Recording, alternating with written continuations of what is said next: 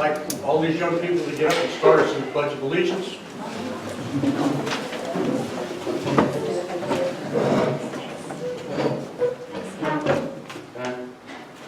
Allegiance to the flag of the United States of America and to the republic for which it stands, one nation, under God, indivisible, with liberty and justice for all.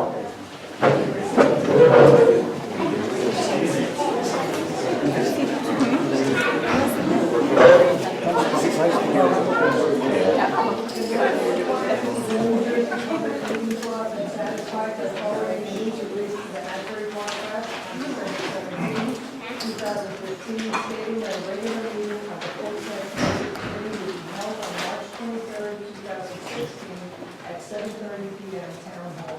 The notice requirements have been posted on the township website, and a copy is on file in the office of the township clerk. Roll call. Deputy Mayor Fitzgerald. Here. Committeeman Macnow. Here. Committeeman Bartolomeo. Here. Committeeman Eastman. Here. Mayor Orzo. Here. Approval of minutes. No changes, so moved. Roll call. Deputy Mayor Fitzgerald. Yes. Committeeman Macnow. Stay. Forgot my name.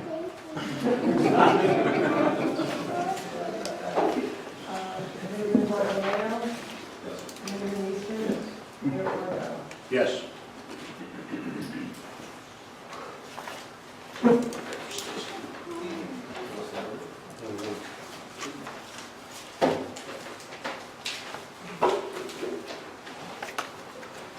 mayor's nervous because his granddaughter's here. Watch it, just so you know.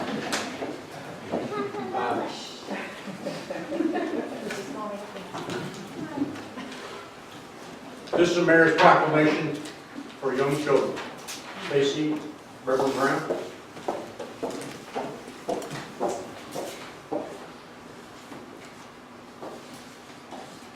This is the mayor's proclamation, week of the young child. Week of April 10th to April 16th, 2016.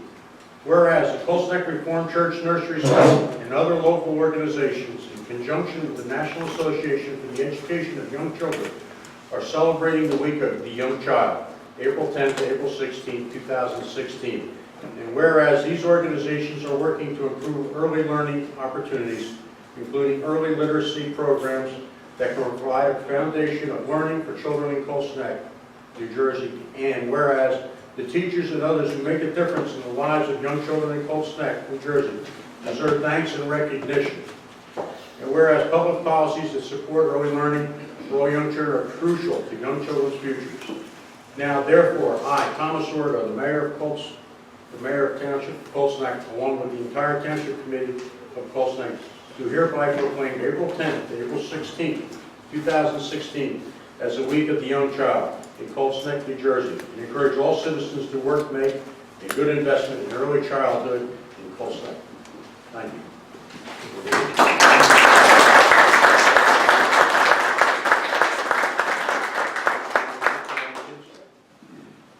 All you young gentlemen and ladies would like to come up here.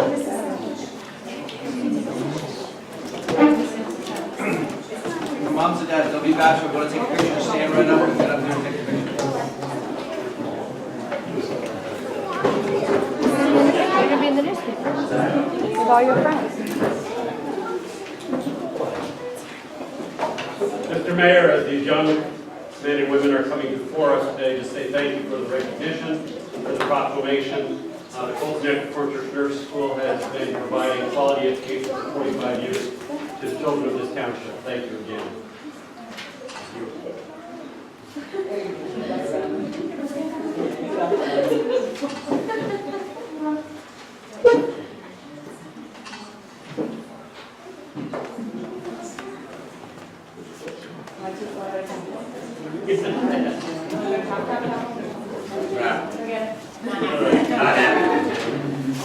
Thank you. You're more than welcome to stay.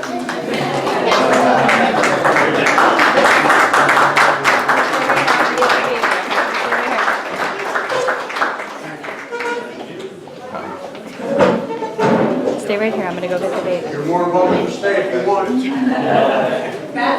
don't know that Watch the camera.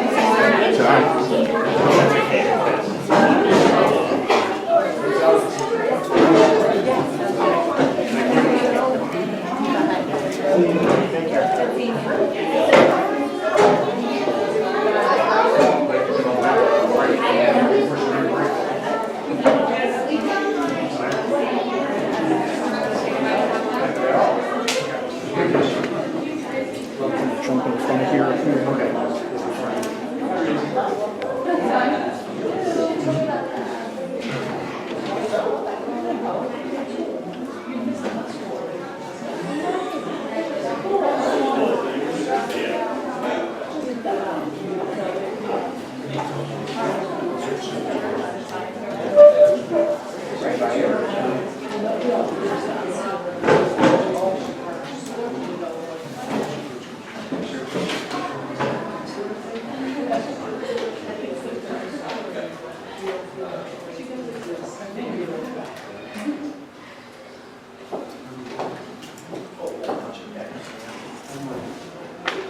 Next, a proclamation for Frank Taliaferri. Frankie, would you please come on? Dave?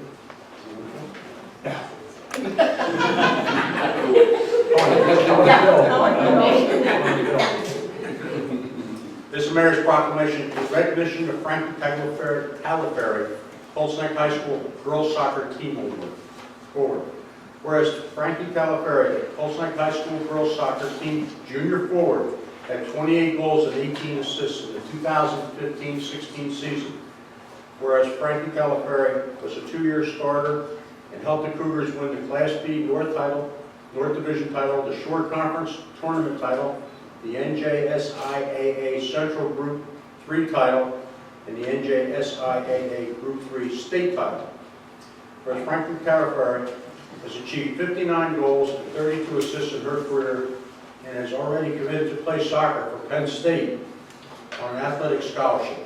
Whereas Frankie Taliaferri is a member of the U.S. Soccer Under-17 Women's National Team and is rated as the #8 recruit in the class of 2017 by the TopDrawerSoccer.com. And whereas the Gatorade Company, in collaboration with the U.S. Today, high school sports recognizes not only outstanding athletic excellence, but also high standards of academic achievement and exemplary character demonstrated on and off the field through its annual New Jersey Player of the Year Award. And whereas the Gatorade Company has selected Frankie Taliaferri as the 2015-16 Gatorade New Jersey Girls Soccer Player of the Year and is now a finalist for the prestigious Gatorade National Girls Soccer Player of the Year Award. Now therefore be proclaimed and resolved by the Mayor and the Township Committee of the Township of Colts Neck that hereby recognizes and commends Frankie Taliaferri and her team, coaches, and parents. Be it further resolved and proclaimed that March 24th, 2016 is hereby recognized as Frank Taliaferri Day within the Township of Colts Neck.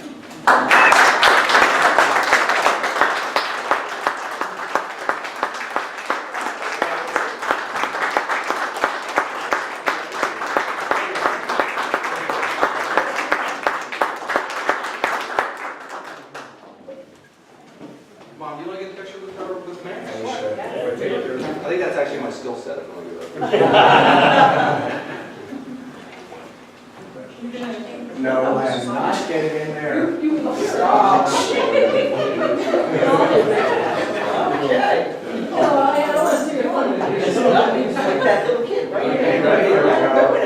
That's what's getting sweet. Okay.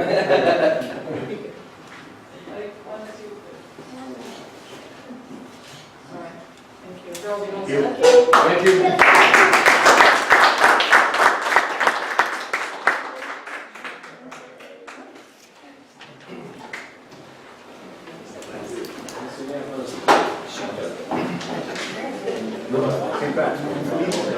He's going to anyone?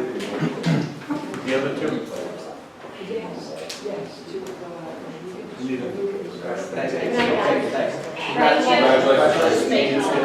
Thank you.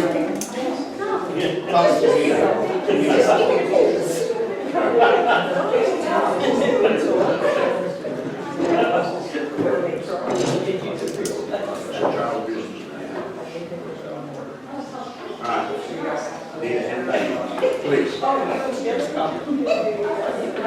didn't know we would do that. Okay. You can do that. I'll show you how it comes. This is for the child abuse. Oh, okay, that's us. That's us. I would, when we do ours.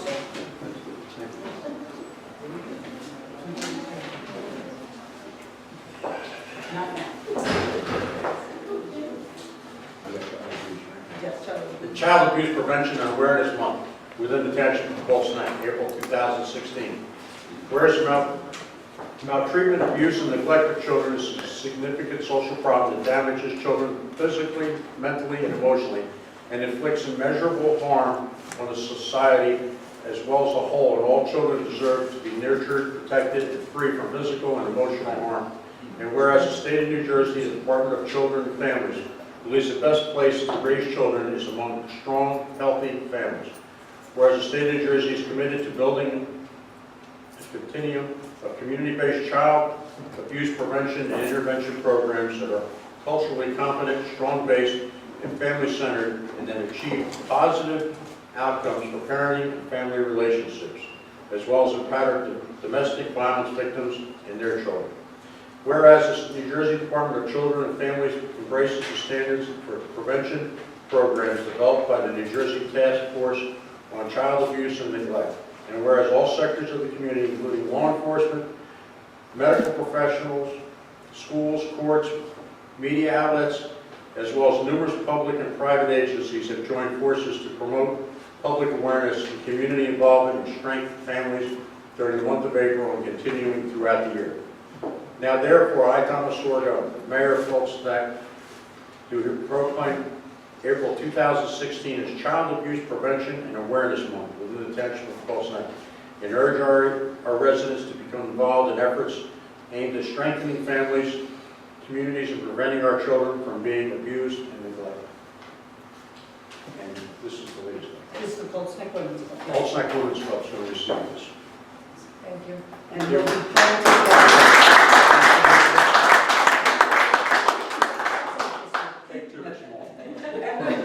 and we'll be doing a pinwheel garden over at the library like we did last year.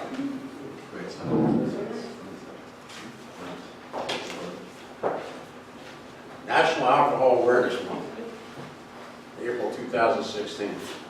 Whereas alcohol is a primary factor in the 4 leading causes of death for young persons 10 to 21, and whereas almost 100,000 persons die each year for alcohol-related causes, drinking and driving crashes, other accidents, falls, fires, alcohol-related homicides, and suicide.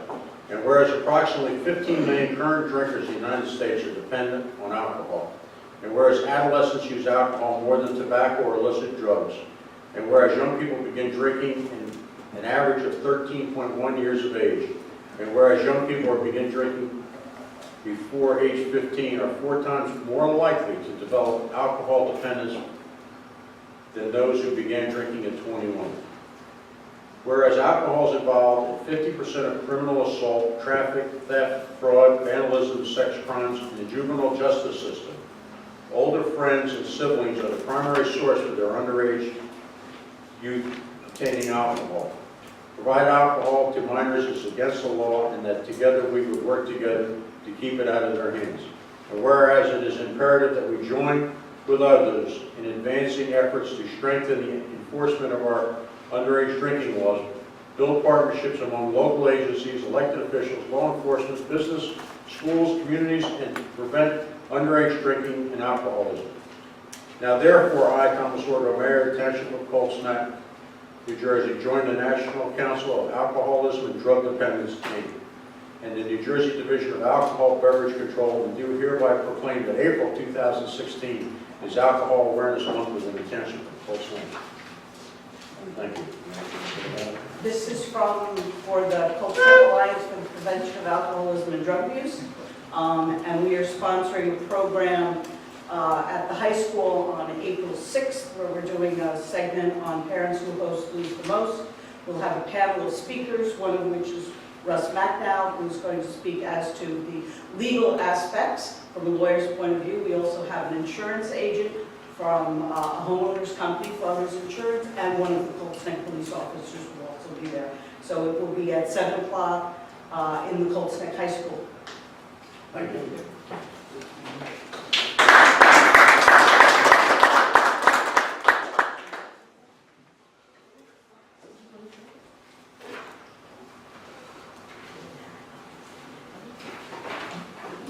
Resolution 2016-50, resolution authorizing the award of contract professional services pursuant to U.S. New Jersey NJSA 19.44/25 with an estimated value of less than $17,500.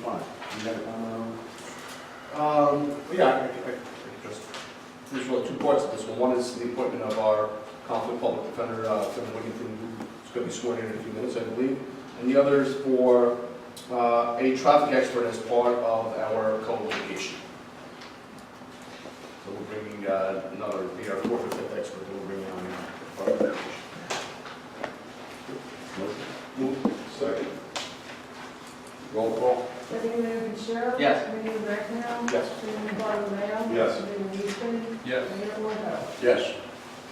It's up to Mr. Wigington, whether he wants to. You read that? Yes. Kevin, you set up the whole Bible for you?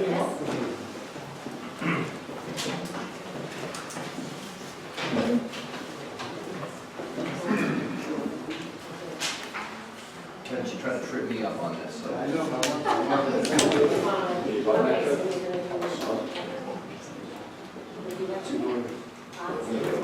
I, Kevin Wigington, Do solemnly swear do solemnly swear that I will support the Constitution of the United States that I will support the Constitution of the United States and the Constitution of the State of New Jersey, and the Constitution of the State of New Jersey, that I will bear true faith and allegiance that I will bear true faith and allegiance to the same to the same and to the governments established in the United States and the governments established in the United States and in this state and in this state under the authority of the people, under the authority of the people, and that I will faithfully, that I will faithfully, impartially, impartially, and justly and justly perform all duties perform all duties of the office of conflict public defender of the office of conflict public for defender the Township of Colts Neck for the Township of Colts Neck to the best of my ability, so help me God. to the best of my ability, so help me God.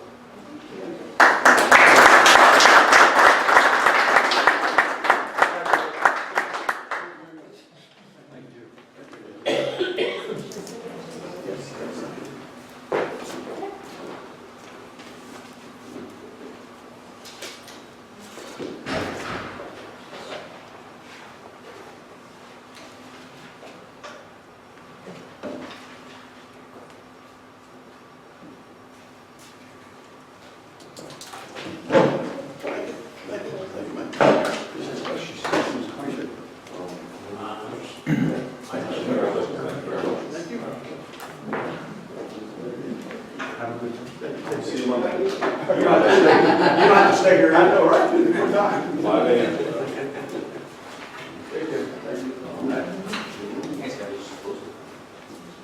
You want me to hold off for a while?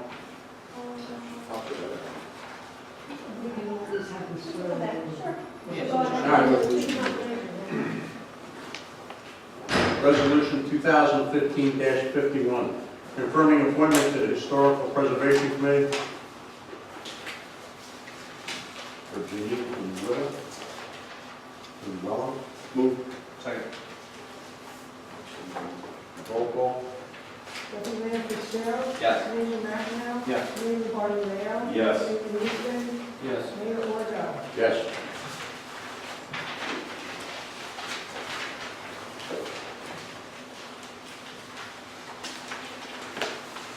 Ordinance 2016-17, an ordinance of Township of Colts Neck and County of Monmouth, and the State of New Jersey, vacating conservation easement, conservation drainage and utility right-of-way easement on Block 31, Lot 4, and granting a new conservation open space drainage and utility right-of-way easement. This goes back to last week in February for this. I think it was the first reading, yeah. This involves the piece of property on Route 34 that had that's kind of has water on two sides, and there was structures built within the conservation easement. So many this moons ago. as often happens, there's a trade-off with conservation easement. And this is the second reading to get that done officially. Any other comments? No. Open it to the public. Seeing none, closing the public. A motion to approve. Committee Bartolome moved, I'll second that. Roll call.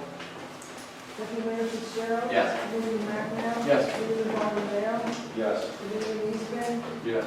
Mayor Orko. Yes.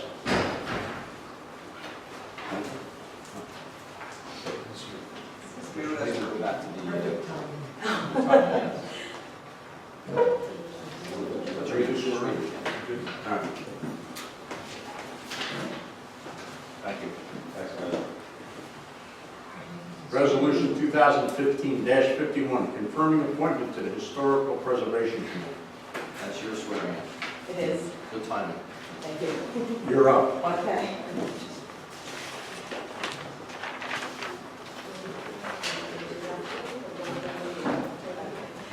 I state your name.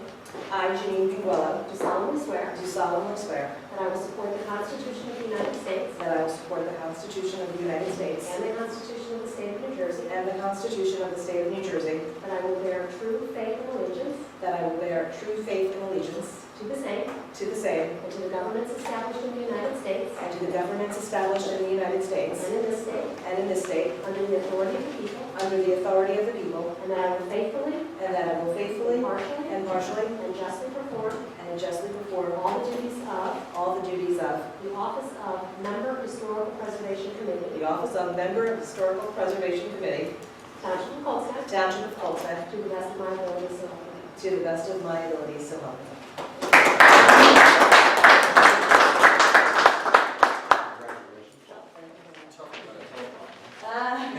Not at all. I'll bring you to the TV station one day. Thanks for waiting. Thank you. Thank you.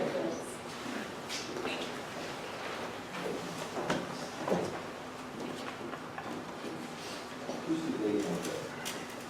You and Abel? It's you. Who else? All right. Item 11 is a 2000 municipal budget introduction this evening. The total 2016 municipal budget is going to be $11,750,445. The amount inclusive of $359,793 that will be raised by the dedicated open space tax at 1.2%. The municipal purpose tax rate will increase by 1.2 cents. For a home assessed at $800,000, this represents an increase of $99.26 for property taxes for this year. The budget is under the tax levy cap and the appropriations cap.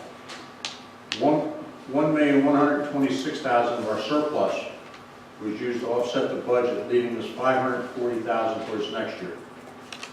No school tax deferral has been used to offset the tax rate.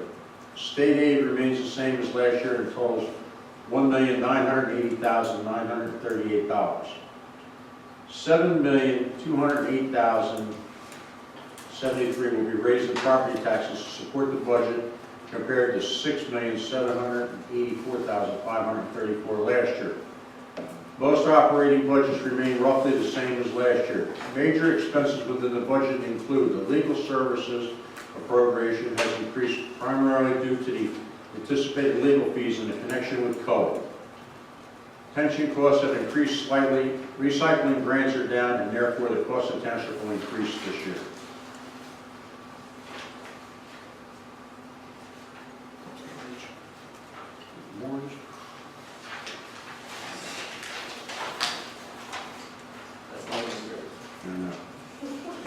The budget includes the aggressive pay-as-you-go capital program in the amount of $406,550 as following: $136,000 for replacement of police vehicles, $20,000 for installation of license plate readers, $23,000 for the fire department for turnout gear and high-pressure reading air cascade system, $47,000 for public works F-350 truck, $40,000 for building improvements, including the cupola on Town Hall and the ADA ramp at the courthouse police station.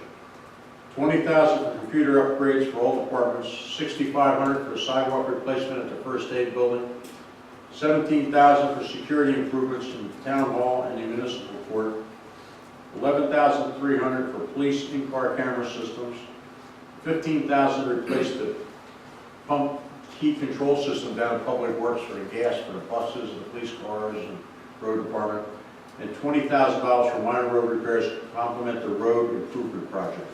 The public hearing for the 2000 municipal budget will be April 27, 2016, 7:30 here.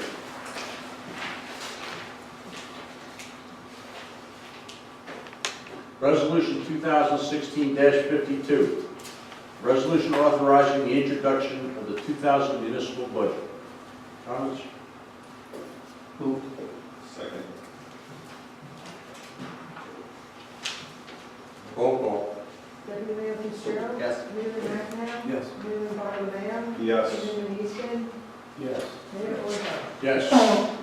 Resolution 2016-53. Resolution confirming and certifying length of service award program, LoSAP, credits for 2015 for the Tulsa Neck First Aid Squad. Comments? Needed for service.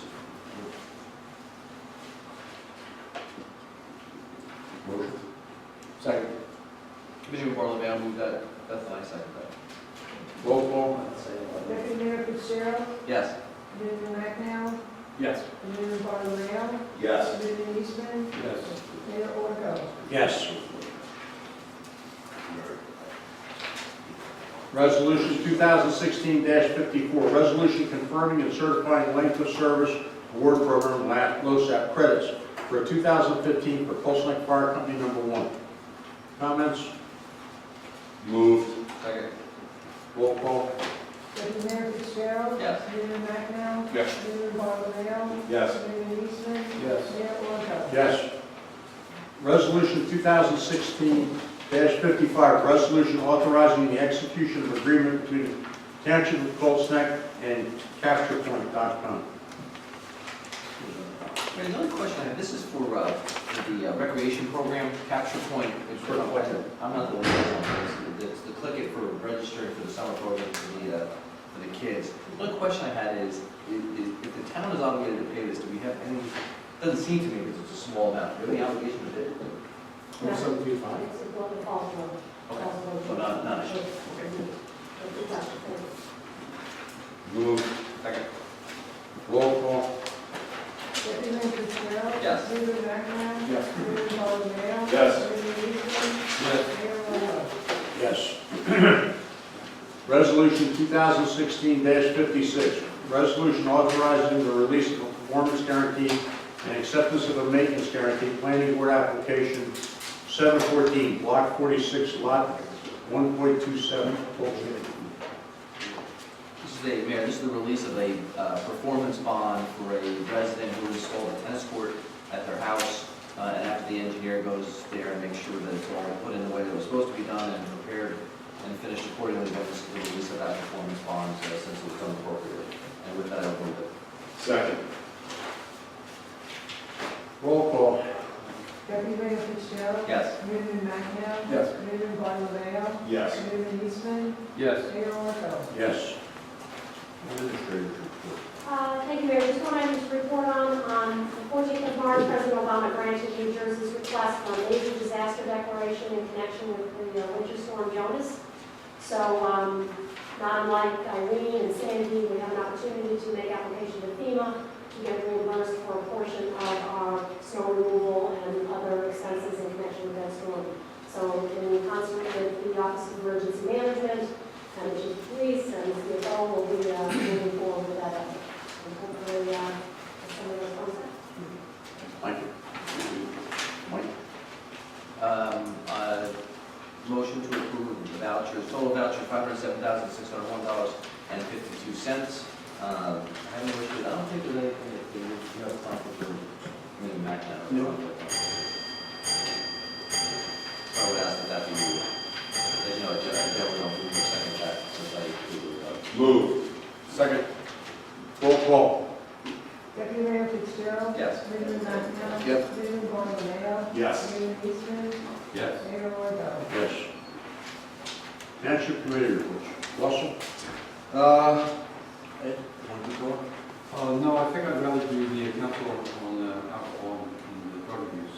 I'm appreciative of the fact that we have our councilman, Russ Macknow, being the legal counsel for the presentation of parents that host lose the most. As a father of young adults as they were growing up, there was always pressure to have a party at one's house and keep control of the keys and make sure that nobody got loose, but there was always somebody that got loose. And I think it's incumbent upon parents to come to an understanding of their liabilities when they host children of the age just before they graduate from high school at their homes. It's a good program. I know Russ will do a great job teaching the people that come the problems of liability that take place in the devious nature of kids. And that's on April the 6th at the high school at 7 p.m. Thank you for that. I'm on the committee and you get to teach the course. So. No, that's co-update, very briefly. We've continued to obtain the services of experts, one most recently, at least officially tonight, that being a traffic expert. Obviously, we are most gravely concerned with the amount of traffic. At least one, perhaps more of these proposals would befall the town, especially the one down on Hockox and Novi Road, which could, at least in our estimation, not accommodate that type of traffic. We participated in a mediation session as part of the litigation process that was court mandated. Fortunately, though, the goings on in those mediation sessions are confidential, but suffice it to say, nothing happened. We're aggressively pursuing a number of avenues, continually both in the judicial process, through the legislative process, through the administrative process. Having had contact with the EP, with our state legislator, our state senator, and again actively meeting twice a week to discuss the progress of the litigation. We are on track, if necessary, to try our case in June. Necessary. We've written to the court in order to get some guidance about the timetable, because the state's representative and expert has not yet provided the rationale behind the number that he has selected for the town. So my sense is that the court, faced with the fact that we haven't seen the expert's report, will move back the dates, and we won't be trying the case in June, but we'll be trying it once we have a time period to look at the expert's report and come to a conclusion with respect to it. So although it was a date set in stone, the trial date was, I think that will be accommodated. They can't make us try a case without seeing the expert report in advance. And just as a reminder, I think everybody here probably knows by now, but April 19th, 7 p.m., Colts Neck Primary School. 7 p.m. Ed and I are going to do a presentation, much like the one that we previously seen here before, but the expectation is we'll get a very large turnout for that. So hopefully we'll all see you there, because it's a very important issue for our town. We've also participated in a motion that's before the court in Ocean County. It seems as though that although we're not involved in that, we're not in that region, it seems as though that we may be, the courts may deem that we're bound by the outcome in that litigation. So we made a motion to participate in the litigation that may bind us by virtue of an amicus application. So although that's a technical way of getting involved in the case, I think it's the right way to be involved in the case, because we're going to be bound and we ought to be heard. It's complicated, but it's necessary. Okay, good. Board of Ed, new board member, Michelle Tan, was sworn in. Nothing heavy going on over there. Myself and Kathleen were fortunate enough to be invited to JCP&L tour. So we got a little overview as an administrator, as a citizen of this town, on how they handle power outages and some of the things that have been going on. There's a lot more tree which they found was a big roadblock in Colts Neck for a very, very long time. But as everyone here probably noticed, the power outages of late have been slim to none. And that's due to tree trimming in this town over the last 3 years since Sandy. And then it was just a general tour of how things go out, and how they figure things out, and how they adjust. And needless to say, a very important piece of information for everyone. If your power goes out, they don't know. I'm going to repeat that. They have no idea. The only way they know your power goes out is if you call in. They don't know if a whole block goes out. They will do deductive reasoning. If Mrs. Jones on one side of the street calls and Mr. Smith on the other side of the street calls, they'll collect that information and assume a block went out. But they have no on real-time information provided to them. And Kathleen and I sat there baffled that they really have no idea. The only way they know your power goes out is from a phone call. So if power goes out, and I'm going to discuss this in the senior citizens meeting, there's an app now, very, very simple to load it up. You'd be surprised, all the seniors have smartphones, and they're not afraid to use them. But if that does happen, your power goes out, please call JCP&L directly. If it's not an emergency, just call them directly. If there's an emergency, obviously call 911 if your house is on fire. Other than that, no meetings since last week. The only thing that I wanted to report as the police liaison is to reiterate, we talked about the last meeting, was the renumbering of Route 537.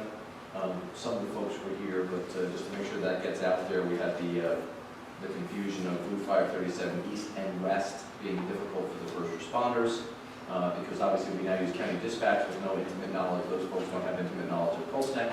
So someone calls in an address of Route 537, you don't know whether it's east or west.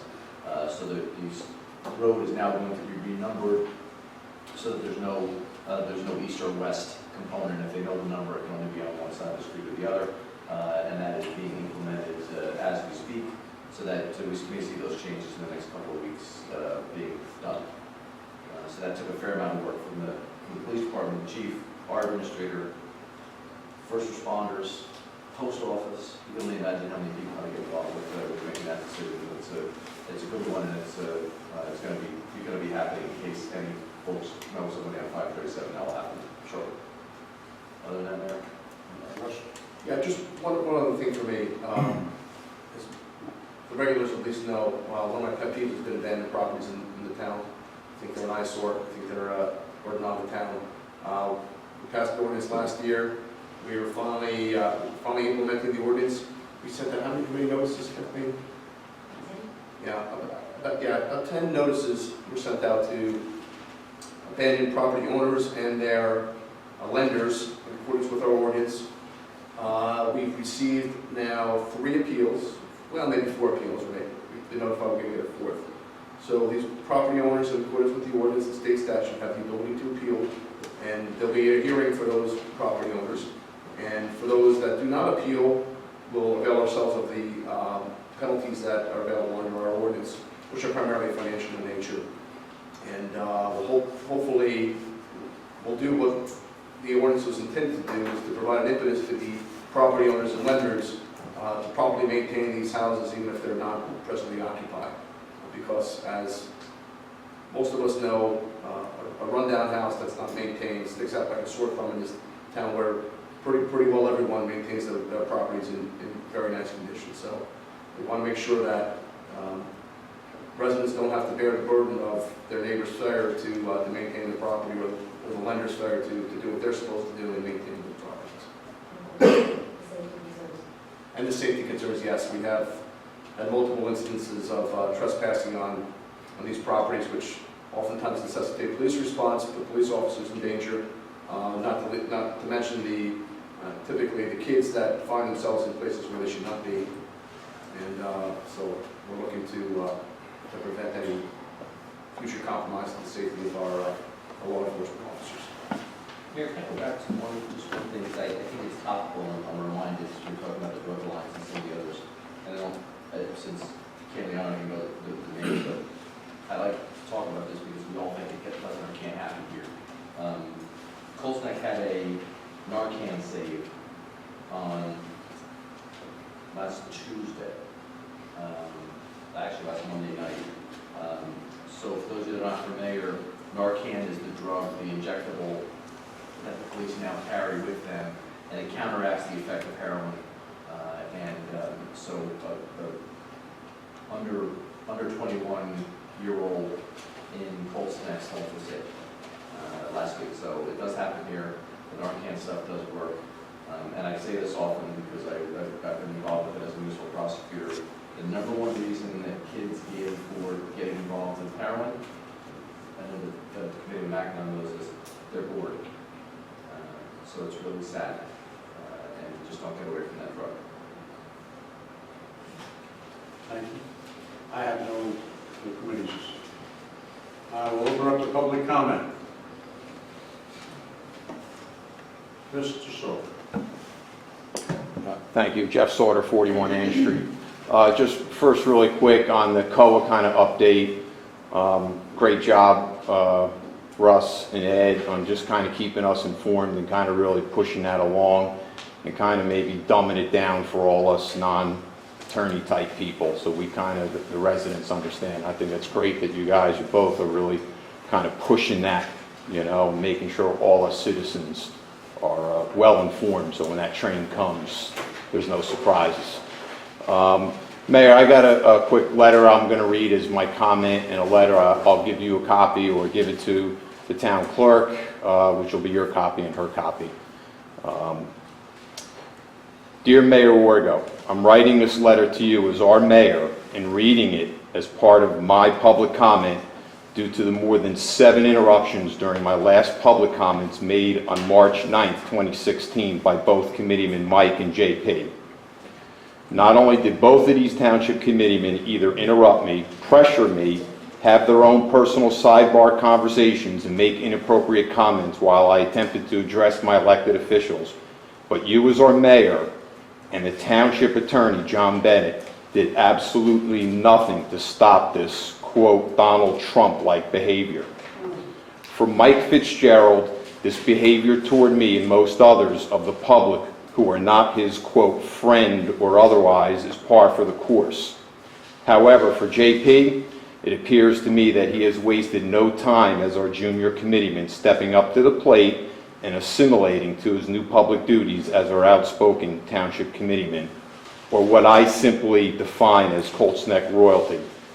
Being a part of royalty is not just where you live, as earlier indicated by our previous elected officials, but more likely about how you must act and behave as of late towards those members of the public that you may disagree with, impatient with, or in Mike's case, not friends with.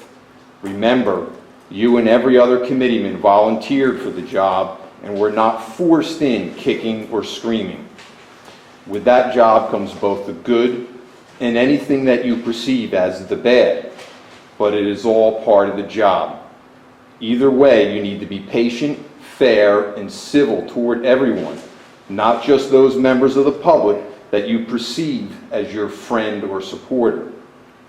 Nevertheless, notwithstanding neither of their abilities to engage in civil conversation, let me address some points that I was prevented from making due to their partiality and hostility toward me personally.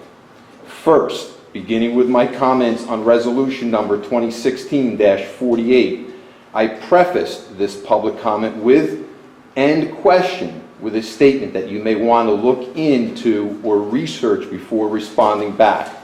While then proceeding with making my comment and question, Mike Fitzgerald interrupts me numerous times by stating that I'm looking for a gotcha moment, or that I'm not listening, or that I communicate poorly, which again has nothing to do with the business of the municipality, but just another page from the Trump playbook.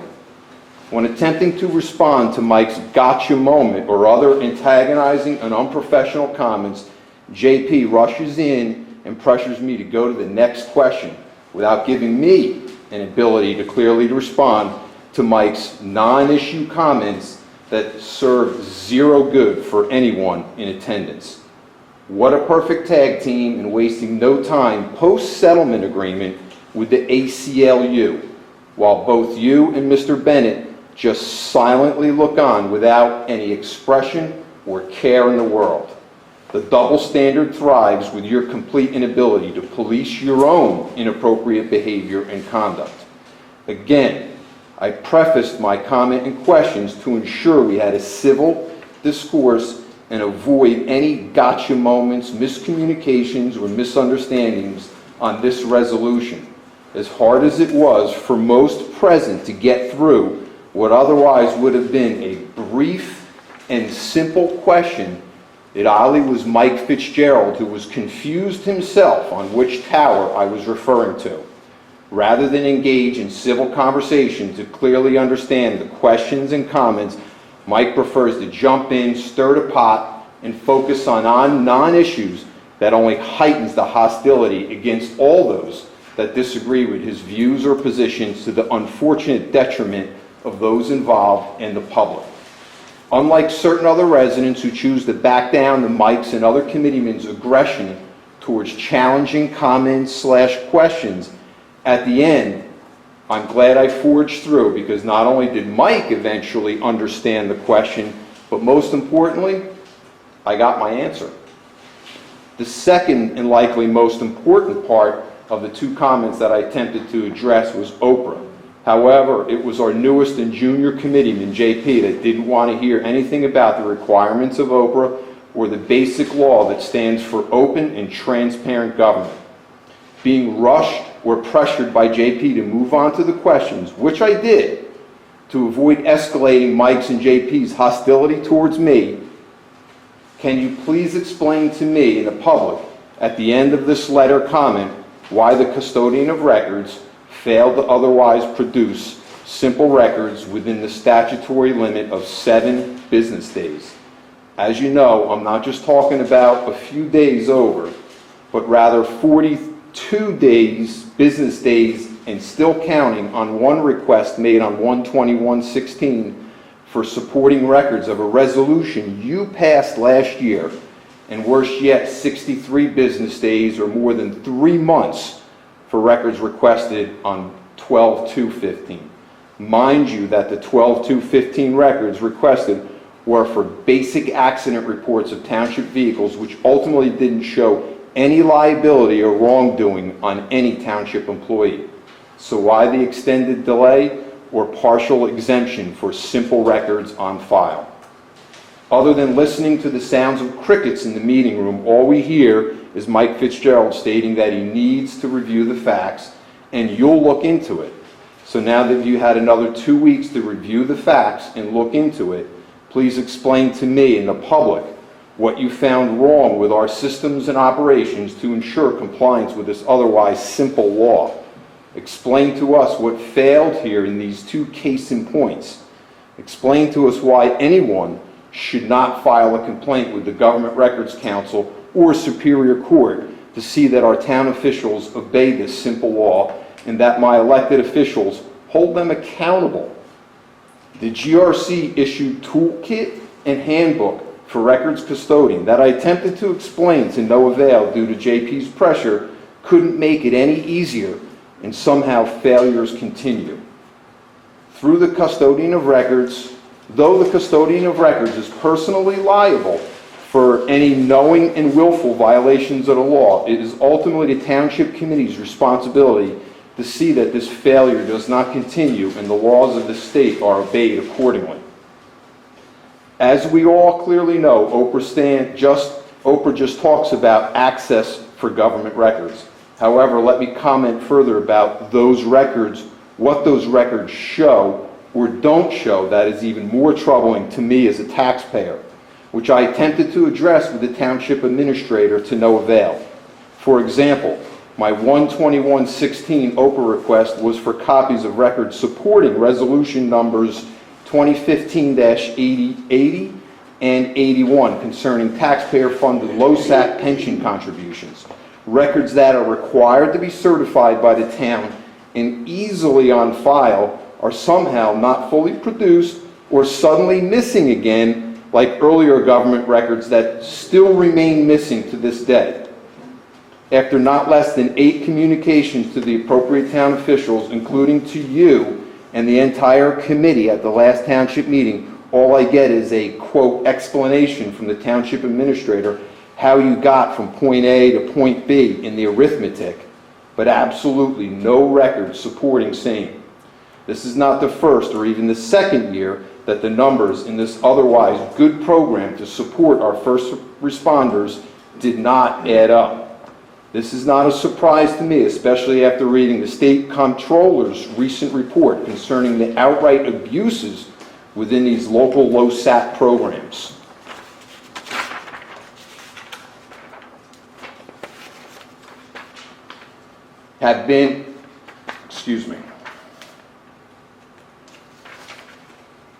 It is also no surprise that these records have not been produced, given Mike Fitzgerald's own express reservations with Oprah generally, and especially since the fire department falls under his watch or responsibility within the committee's organization.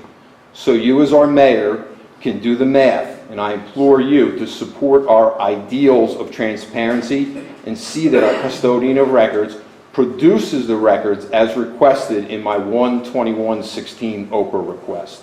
Finally, speaking of Oprah and what it means for openness and transparency, this past week, or March 13th through 19th, was National Sunshine Week that celebrates access to public information.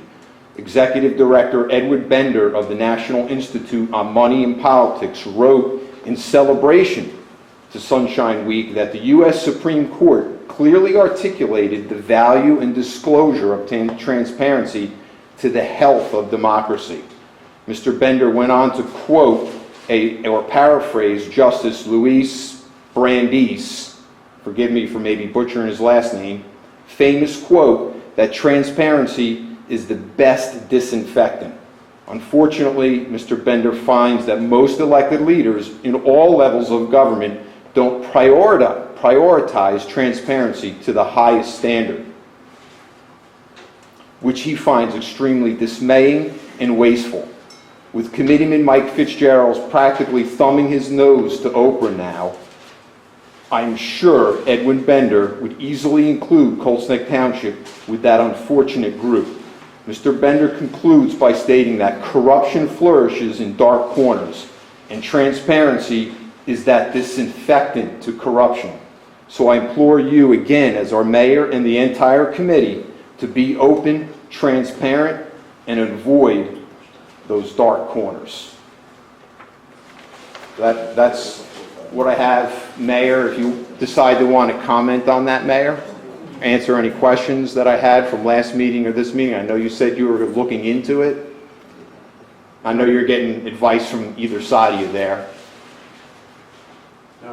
No further comments? Okay, thank you. I just have sort of a safety question. Down at the corner of Cedar Drive and Irisville Road, there's a road comes into the triangle, and there's a stump or a tree that's been cut down, and it's left a stump about this high. Who's responsible for getting that stump out of there? It worries me that somebody's going to have an accident at that corner and could really hurt themselves with their cars like that. They hit the stump or they hit the tree? It's a stump.